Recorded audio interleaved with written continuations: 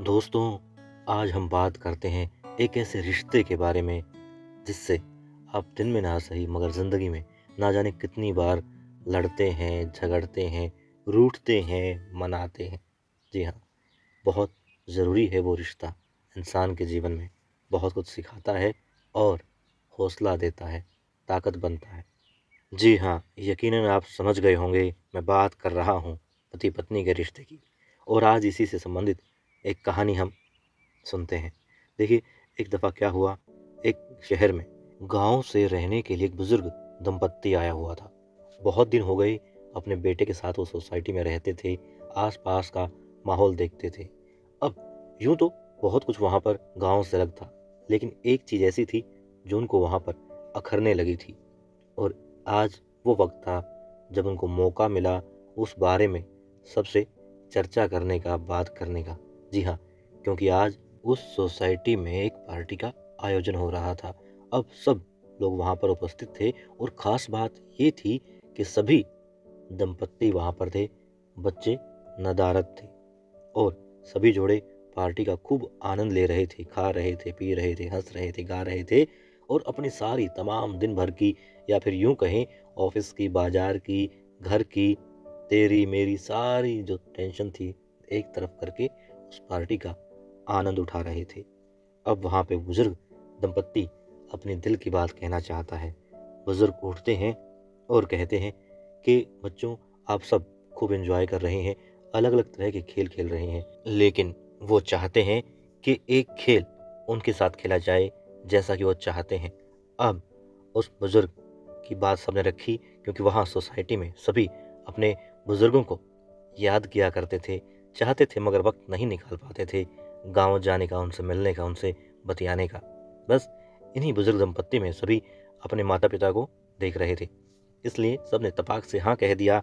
अब एक white board वहाँ पर मँगवाया गया और अब वो सज्जन बुज़ुर्ग पार्टी में से एक महिला को बुलाते हैं और कहते हैं, बेटा आप एक बार आएँगे? अब लड़की आती है अपने पति के साथ में जो बैठी थी, आकर के जब उन्होंने कहा तो उन्होंने उस मार्कर को पकड़ लिया और फिर कहा कि बेटा, इस पर तुम जितने लोगों से प्यार करती हो, प्रेम करती हो, जो तुम्हें लगता है कि तुम्हारी ज़िंदगी में बहुत ज़रूरी हैं, उनके कुछ ऐसे 50 लोगों के नाम लिख दो।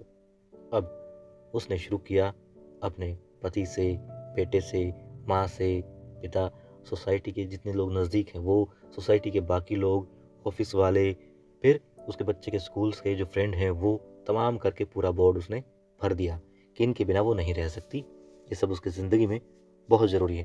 फिर अब उन्होंने कहा कि अब बेटा एक काम करो, इनमें से तुम 20 नाम रख लो, बाकी सब हटा दो। जो तुम्हें सबसे ख़ास लगते हैं, सबसे नज़दीकी हैं, तुम्हें लगता है कि हाँ, तुम्हारे जीवन के लिए बहुत ज़रूरी है। अब महिला क्या करे? उसने एक-एक करके ऑफ़िस वालों के नाम हटा दिए। स्कूल में जो उसके बच्चे पढ़ते हैं, उन टीचर्स के, उनके दोस्तों के नाम हटा दिए और बहुत कम जो पड़ोस में हैं, नज़दीक के हैं, वो लोग बचे। सोसाइटी वाले भी जो दूर थे, वो नाम हट चुके थे। परिवार के बचे, रिश्ते नाते बचे। बस अब बुज़ुर्ग कहते हैं, बेटा एक काम करो, सिर्फ़ 10 नाम रखो। अब वो हैरान थी कि अब क्या करे और बाकी सब लोग भी बड़ी हैरानी के साथ में देख रहे थे कि क्या चल रहा है। अब उसने बस माता, पिता, खुद का, पति का, बच्चे का और बहुत नज़दीक जो सोसाइटी में सामने, आगे, पीछे, ऊपर, नीचे रहते थे, वो पड़ोसी बचे। अब वो बोले, बेटा बस अब एक काम करो, अब तुम सिर्फ़ 4 नाम रखो। अब 4 कैसे रखें? वो कहते वो नाम जो बस तुम्हारे लिए यही है ज़िंदगी, वो नाम लिखो। अब उसने पड़ोसियों के नाम भी हटा दिए, रिश्तेदारों के नाम भी हटा दिए। किसके रखा? अब उसने रखा, खुद का हटा दिया, पति का रखा, बच्चे का रखा, माता-पिता का रखा। अब वो कहते हैं, बेटा खेल ही तो है, कोई बात नहीं। अब आप यूँ करो, सिर्फ़ 2 नाम और हटा दो। अब महिला की आँखों से आँसू बह निकले और उसने बस अपने आप को किसी तरीके से सँभालते हुए माता और पिता का नाम भी हटा दिया। अब वो बस मार्कर को रख के भागना चाहती थी वहाँ से कि बुज़ुर्ग ने कहा, बच्चे बस मेरे खातिर एक काम और कर दो, अब इसमें से एक नाम और हटा दो। अब महिला समझ नहीं पा रही थी और बुजुर्ग की तरफ देख करके बस किसी तरीके से उसने अपने बच्चे का नाम अब हटा दिया और दौड़ के अपनी सीट पर जाकर के बैठ गई। हालांकि ये खेल था, मगर इस खेल में न सिर्फ उस महिला की जो कि बोर्ड पर नाम लिख रही थी और हटा रही थी उसकी, बल्कि जितने लोग वहाँ पर पार्टी में नाच गा रहे थे या यूँ कहेंगे शरीक हुए थे, उन सब की सांसें भी अटकी हुई थी। और दोस्तों, इस खेल में अब सिर्फ उस बोर्ड पर एक नाम बचा हुआ था और वो नाम था उस महिला के पति का।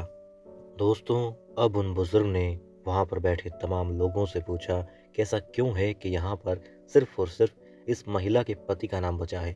किसी के पास कोई जवाब नहीं था, या था तो कोई बोलना नहीं चाहता था या चाहती थी।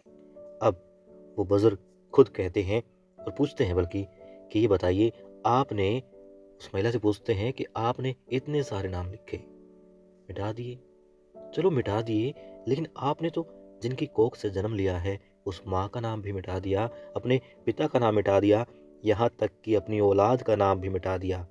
ऐसा क्यों? एक नाम छोड़ा, पति का, ऐसा क्यों?